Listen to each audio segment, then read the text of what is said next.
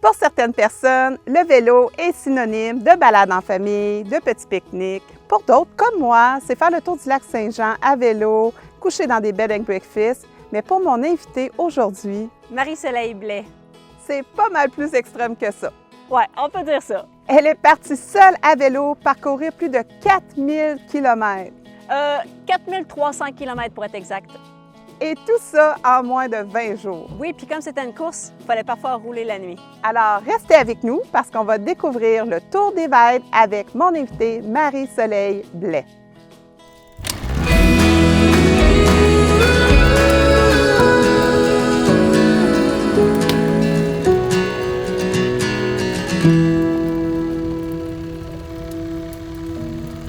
Pour commencer, laissez-nous vous emmener dans l'univers du Great Divide Mountain Bike Route, un itinéraire légendaire conçu par l'Adventure Cycling Association en 1997.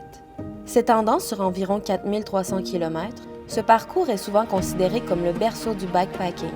Suivant la Continental Divide, il est composé à 90% de chemins hors route, allant de pistes en terre aux sentiers de gravier, avec quelques sections plus techniques et sauvages. Avec plus de 60 960 mètres de dénivelé à gravir et à descendre, il met à l'épreuve l'endurance et la résilience des cyclistes. En chemin, les aventuriers traversent des paysages variés et grandioses, des petites villes de montagne pittoresques aux vastes étendues sauvages où la nature règne en maître. Parmi les points culminants figure la spectaculaire vallée de Flathead en Alberta, les panoramas à couper le souffle du parc national de Grand Teton et la nature brute de la région sauvage de Gila au Nouveau-Mexique. Le Great Divide Mountain n'est pas seulement un itinéraire, c'est une véritable aventure. Entre défis physiques, exploration et émerveillement face à la grandeur de la nature, ce parcours promet une expérience inoubliable pour les passionnés de vélo et les plus grands aventuriers. Allô, Mona? Bonjour Marie-Soleil! Alors Marie-Soleil, bienvenue. Bienvenue à mon émission J'ai mon voyage. Merci de l'invitation. Ça me fait plaisir. Merci à toi d'avoir accepté.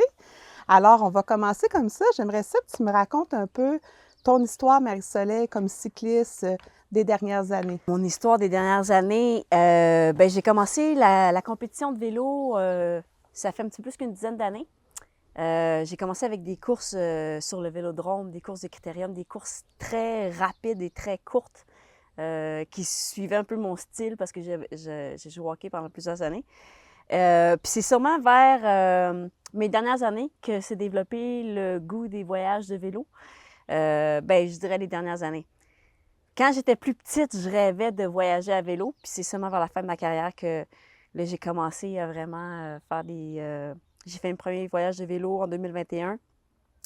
Puis après ça, en 2022, j'ai essayé de faire le parcours du Tour des Vêdes dont on va parler aujourd'hui. Donc, j'ai complété le parcours du Tour des Vêdes en 2022 pour la première fois. 2023, je me suis inscrite à la course du Tour des Vêdes. Puis, j'ai vraiment eu la piqûre du bikepacking, de l'ultra-endurance. Donc, ça fait pas super longtemps que là, je me suis tournée vers les courses d'aventure, les courses de plus longue durée. Ouais. Puis tu me parles du Tour des Vêdes. Dans le fond, c'est de ça qu'on va parler aujourd'hui. Mais tu dis, j'ai essayé en 2021 de le faire. Dans le fond, c'est que tu n'étais pas inscrite officiellement. Tu as dit, je vais aller voir le parcours, puis... Exactement. En 2021, j'ai fait mon premier voyage de vélo. Puis après ça, 2022, j'avais envie de voir si j'étais capable de faire le Tour des Vêdes, mais le Tour des Vêdes, c'est un parcours qui est hors route de 4300 km. Et en 2022, j'étais encore cycliste professionnelle. Et donc, c'est pendant une pause de course que j'ai suggéré à mon entraîneur si c'était possible d'aller faire 2 semaines sur le parcours du Tour des Vêdes. Donc, moi, je m'en allais là faire juste 2 semaines. Juste pour voir si j'étais capable de rouler pendant des journées complètes, si j'étais capable de rouler à la noirceur, parce que pour faire le Tour des Vêdes, il faut être capable de rouler dans le noir. C'est quelque chose qui me faisait super peur. Puis j'étais capable de vaincre ma peur des ours, parce qu'on s'en va dans le Grizzly Bear Country, là, où il y a la plus grosse population de grizzly. Donc, c'était des éléments qui me faisaient super peur. Puis, j'avais pas beaucoup de temps avec mon calendrier de course professionnel. Donc, je suis partie au début juillet. Donc, ça, c'était pas dans la course en 2022. J'ai commencé le parcours, puis rendu à la mi-parcours, j'ai décidé de finir le parcours. Puis de ne pas aller courir en Europe. Pourquoi pas? Fait que ça a été un peu, c'était clair pour moi que l'appel de l'aventure était plus fort que de continuer ma carrière de cycliste qui, je voyais, n'allait probablement pas aboutir aux Olympiques. OK. Donc, c'est là que tu as pris ta décision. C'était terminé pour toi, l'équipe canadienne de cyclistes. Tu te lançais dans l'aventure. Oui. Tu sais, l'appel était tellement fort. L'appel de l'aventure, l'appel du défi.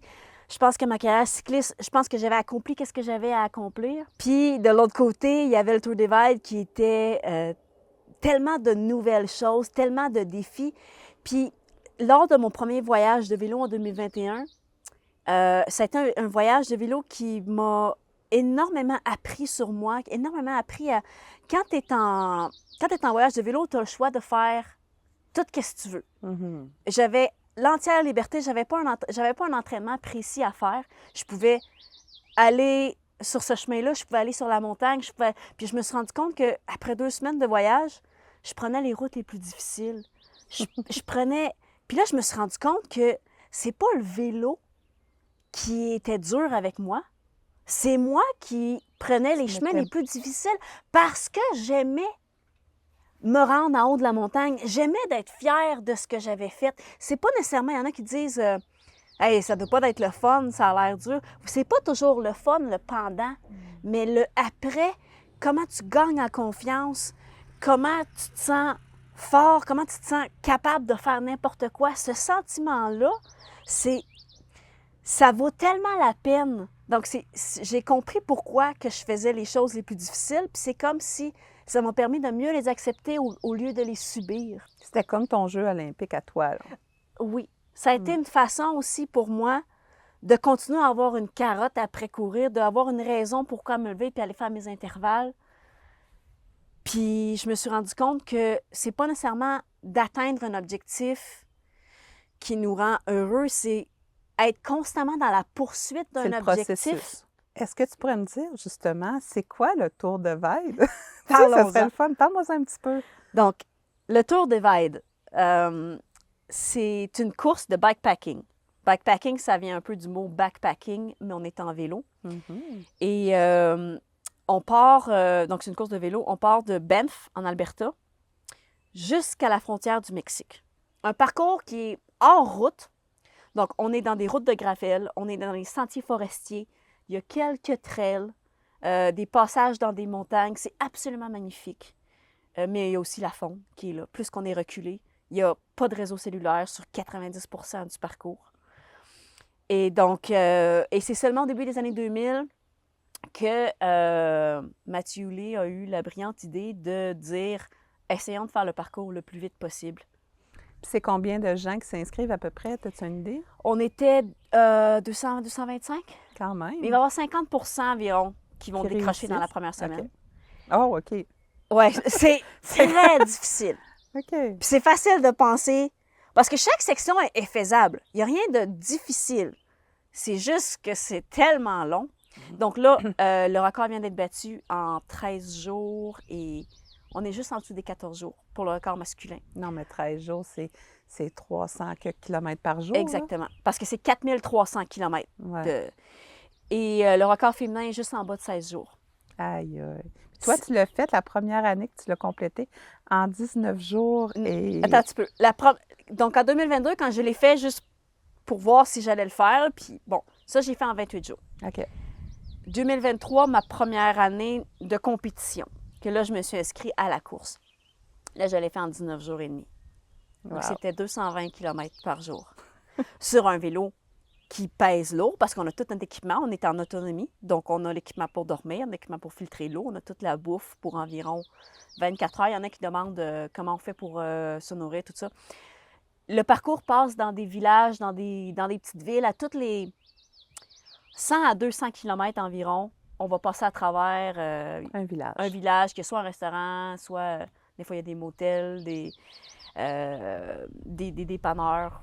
Donc, Fait que là, vous pouvez vous ravitailler là. Oui. Mais est-ce que tu faisais envoyer des ravitaillements à des endroits aussi pour avoir plus que ce que tu aimerais avoir? Dans le fond? Non, on a... Ben, on n'a pas le droit de préparer rien à l'avance. OK. Pour la course, tout doit être fait à partir du moment où ça commence. On n'a pas le droit d'avoir quelqu'un qui nous envoie des choses. Si on veut s'envoyer des choses, il faut le faire pendant la course. La course, OK. Mais généralement, à cause des heures d'ouverture des bureaux de poste, généralement, on regarde les dépanneurs qui sont 24 heures, où on essaie de se timer avec les restaurants, les heures d'ouverture. Puis qu'est-ce qui t'a donné le goût de faire ça, là? Ça part d'où, ça? C'est un documentaire que j'ai vu en 2021 sur le Tour des Vèdes. OK.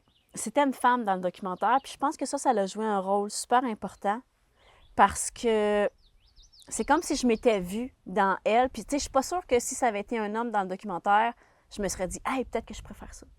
Puis comment tu t'es préparée pour ça? Tu sais, parce que On n'est tu es jamais une cycliste sur route. Ouais. Puis là, tu t'en vas faire un bikepacking. Ouais. 4300 km. Ouais. On se prépare comment? On n'est jamais vraiment prêt, mais je pense qu'il y avait une succession. Tu sais, mon premier voyage de vélo en 2021, j'ai un peu appris les rouages du camping. Ça m'a mis un petit peu plus en sécurité. Après ça, en 2022, tu sais, c'est ça, c'est comme des petites étapes. 2022, j'avais fait une moyenne de 10 heures de vélo par jour. Moi, je trouvais que c'était beaucoup, mais c'est rien comparé à ce que tu faisais. à ce que j'ai refait après. À rouler dans le noir, tu sais, au début, ça fait peur. Puis, tu finis par t'habituer. Mes notes, avec toutes les heures d'ouverture, ça, c'est quelque chose que j'ai fait cette année, tu sais, que j'aurais dû faire la première fois, mais tu sais, t'apprends. Fait que plein de petits apprentissages. Donc, tu sais, tu peux pas arriver préparé. Les entraînements, je suis partie avec la forme que j'avais. Mais je me suis vite rendu compte, surtout en 2023 pendant la course, je me suis vite rendu compte que je n'avais jamais entraîné nécessairement mes qualités d'endurance. Donc, moi, j'étais quelqu'un qui avait besoin de sucre tout le temps pour avancer. J'allais à haute intensité, je mangeais du sucre. Mais là, à un moment donné, ton estomac, il ne peut pas manger autant de sucre. Fait qu'après 12 heures, là, j'avais les crampes d'estomac. J'avais l'estomac, là, viré à l'envers. J'avais toute la gorge. Ça m'a suivi, là, du jour 1 au jour 20. Donc, tu sais, c'est ça, on n'est jamais vraiment préparé, mais tu fais juste ton mieux. Puis tu apprends plus à regarder les autres aussi. Parce que là, au début, je me disais, est-ce que c'est mieux de dormir beaucoup? Parce que là, c'est ça qui arrive, là. C'est toi qui choisis quand tu dors. Oui, bien d'ailleurs. Combien que tu dors? C'est ça, mais est-ce que tu étais partie dans l'idée de moi, je veux faire tant de jours ou tu t'es pas mis cette limite-là? Ma première course, en 2023, après l'avoir fait le parcours une première fois, je me suis dit, je vais viser le 18 jours. Je vais me mettre dans la tête, parce qu'il y avait seulement 5 filles, je pense qu'il avait fait en dessous de 20 jours dans l'histoire. Puis ça s'était gagné en 19 jours l'année précédente. Ça s'était gagné juste au-dessus de 19 jours. Fait que je me suis dit, je vais viser 18 jours, puis je vais essayer de gagner. Puis là, après ça, la détentrice du record, elle a annoncé qu'elle allait courir et essayer de battre son propre record. Fait que je me suis dit, bon, je vais peut-être pas gagner. Mais c'est pas grave. Je vais viser 18 jours quand même. Puis c'est pas grave. Je veux juste voir si je mets la barre haute, tellement haute, puis je vais juste aller au maximum de mes capacités.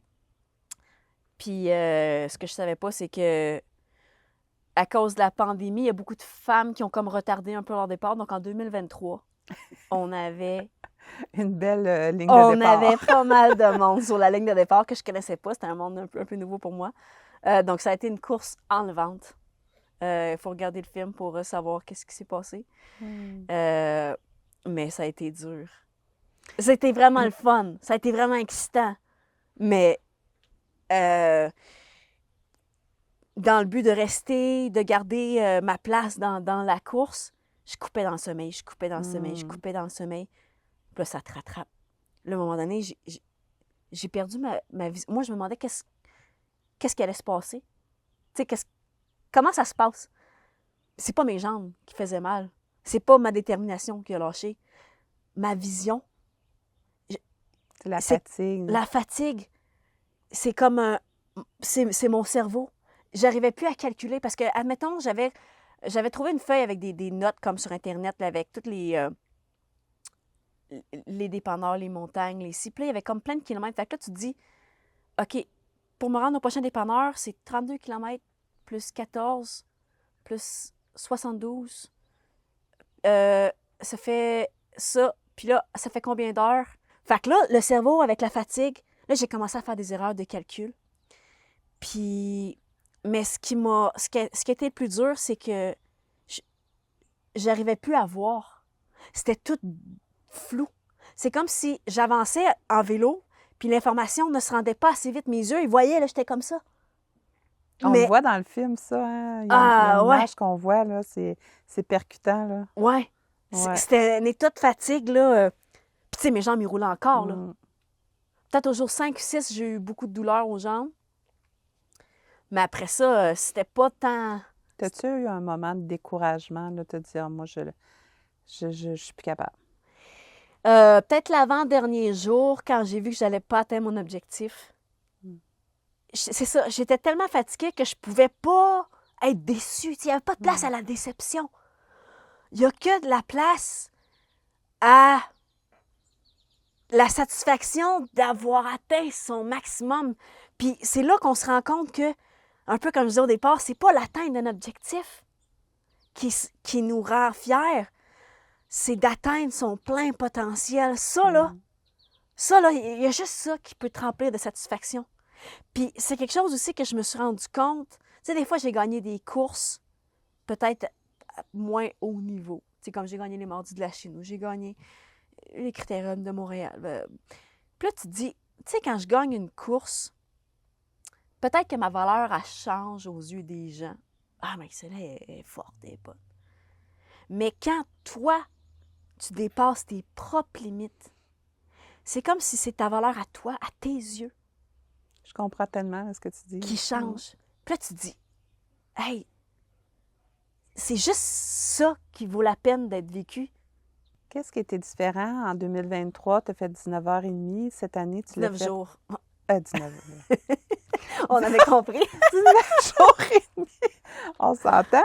Puis, cette année, tu as fait 21 jours. C'est quoi la différence? Qu'est-ce que tu mis moins de pression sur le temps? Donc là, je l'ai refait cette année parce que quand je l'ai terminé en 19 jours, bon, j'avais manqué mon objectif. J'avais fait énormément d'erreurs parce que ça avait été une course enlevante. J'avais été plein d'erreurs de débutante. J'avais été trop excitée par la course, par essayer de rattraper les filles. Et j'avais tellement coupé dans le sommeil. Puis par la suite, après avoir parlé aux filles qui ont terminé devant moi, à voir à quel point ils n'ont pas eu la même course que moi. J'ai réalisé que,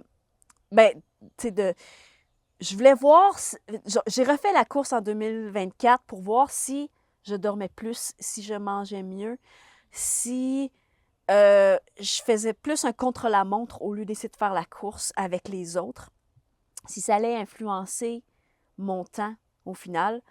Donc, je voulais le refaire pour voir si j'étais capable de mieux gérer ma nutrition, de mieux gérer mon sommeil, de mieux tout faire. J'ai changé aussi mon équipement, en tout cas, plein d'erreurs. Mais ce qui est arrivé, c'est qu'on a eu des tempêtes de neige. On a eu de la bouette à n'en plus finir. Puis, ce qu'il faut savoir aussi, parce que les records ont été battus cette année. Donc là, tu te dis, comment ça que Maxwell a fait plus lent? Puis, il suffit d'avoir 6-7 heures de différence. Puis les conditions sont complètement pas pareilles. Moi, je comprends. Des fois, tu regardes les photos. Mettons, on s'échangeait des photos après, là. Moi, quand j'ai passé dans cette trail-là, c'était comme ça. Moi, quand j'ai passé, c'était comme ça. Tu sais, c'est pas pareil pantoute. Je pense que j'ai été très malchanceuse cette année. J'ai eu 4 bris mécaniques assez majeurs. J'étais à peu près à 1000 km dans la course quand que je me suis dit, hey, je m'en vais à la maison. Si je suis pas pour atteindre mon objectif, je m'en vais à la maison. Ah oui, tu as eu cette idée-là. Oui. Parce que c'est super difficile. Rouler 17 heures par jour, là. Ouais, puis il fait super froid. On a eu super froid. Puis là, après ça, je me suis dit, tu sais, ma soeur puis mon frère m'ont quand même aussi beaucoup aidé. Puis mon frère était comme, je pense que tu vas le regretter. Puis après ça, je me suis dit, hey, je peux pas rentrer à la maison. Je fais pas ça, moi. Je vais donner mon meilleur, puis Je viens juste de dire que c'est pas l'atteinte de l'objectif. Que tu le fasses en 18 jours ou en 21 jours, tu seras pas plus contente. C'est d'aller au bout. Puis là, ça m'a comme rappelé. On t'entendait dans ton film faire le cri de loup, pas de l'ours, mais de loup. Du loup. Pourquoi? Explique-moi ça. Hey, ça a commencé. Ah! Ça a commencé, je pense, dans mon premier voyage de vélo. Le sentiment de liberté. T'arrives en haut d'une côte, là, puis j'ai envie de crier comme un loup.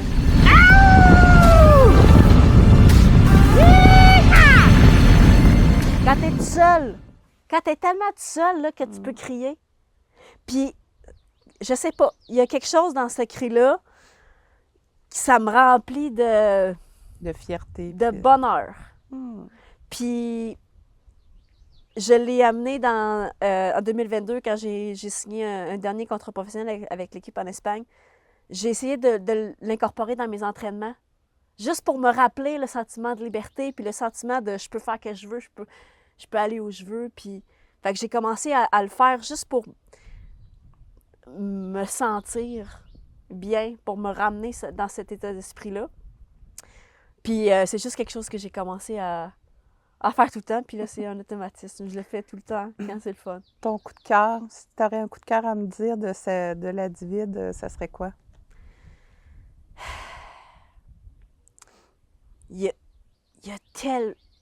C'est tellement une belle route. Puis tu sais, l'autre fois, je repassais sur des photos que j'avais prises en 2022 quand je l'ai fait en mode tourisme. J'avais écrit un post, là, après 7 jours, puis j'avais écrit « Je comprends pas qu'est-ce que le monde font. Ils devraient tout lâcher qu'est-ce qu'ils font. Mettre des sacs sur le bicycle, puis aller faire ça. Aller faire une section. Il y en a qui vont faire comme une semaine. Ils vont faire une partie de ce... C'est tellement magnifique.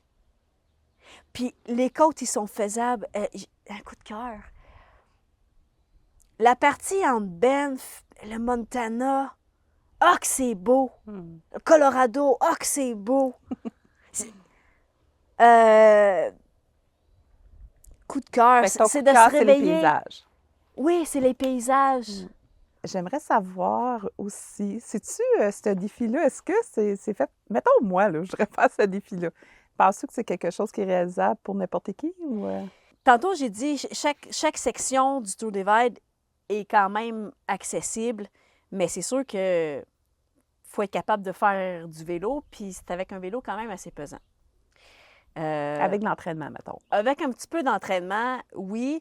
Puis, bon, le Tour Divide, c'est la version course, mais tout le monde est capable, bien, tout le monde.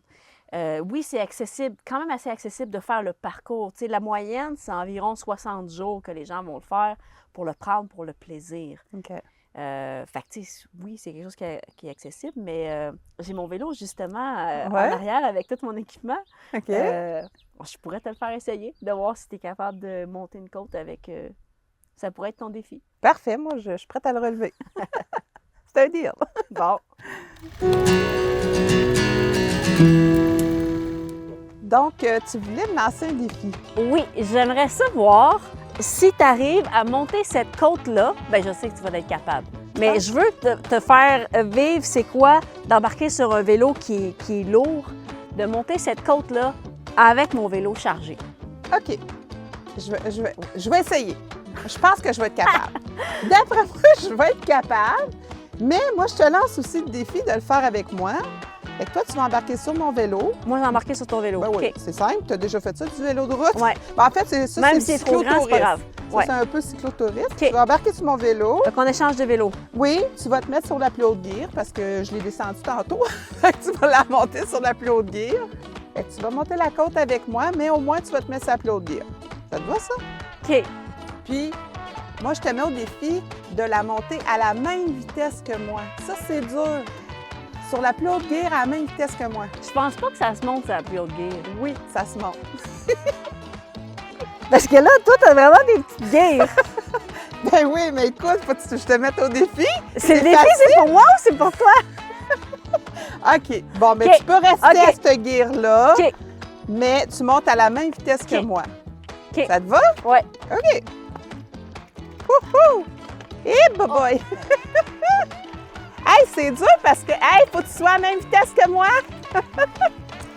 Mais c'est dur parce que les roulettes, ils roulent en dessous de mes pieds. Hey, t'es pas vite? Ben, j'ai peur d'échapper les pédales! C'est pas massé, moi! Ah, c'est vrai, toi, t'as des pédales à clip! J'ai des T'as souliers des à clips sur des... On va là-bas! En plus, je vais la battre, c'est bon, ça? Hey, défi réalisé! Bravo! Wouhou! T'es prête pour le tour de vibe? C'est quoi tu fais?